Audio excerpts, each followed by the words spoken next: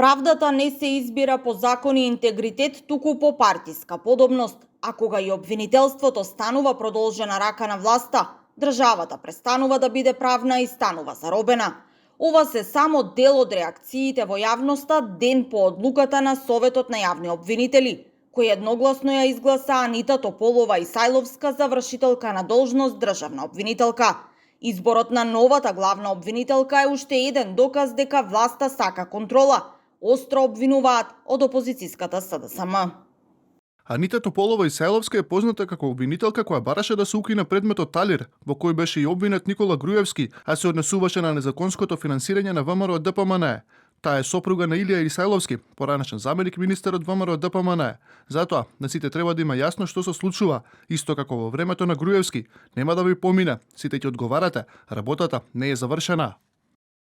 И од левица со реакција по изборот на Исајловска. Оттаму обвинуваат дека Мицкоски го скроил правосудството по шаблон и посочуваат дека дополнителната случајност што таа е сопруга на поранешен заменик министер за надворешни работи од редовите на ДПМН очигледно воопшто не представувало проблем ниту за Советот на јавни обвинители, ниту за владеачкото мнозинство.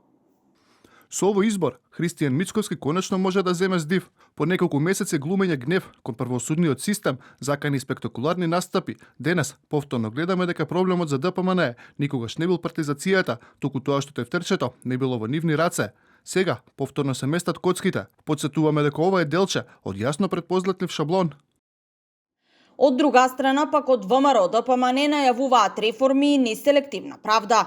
Инаку на местото на сега веќе поранешниот државен јавен обвинител Љупчо Коцевски, кој минатата недела поднесе неотповиклива оставка, едногласно избраната Исајловска, која беше и единствен предложен кандидат, ќе биде вршител на должност додека не се избере нов државен јавен обвинител, но не подолго од 6 месеци. Тополова-Исајловска стана обвинителка во 2009-та, а во 2013-та стана обвинител во Вишето обвинителство. По 3 години стана републичка јавна обвинителка и заменик на тогашниот државен обвинител Марко Зврлевски. Беше заменичка и на Љубомир Јовевски и Љупчо Коцевски.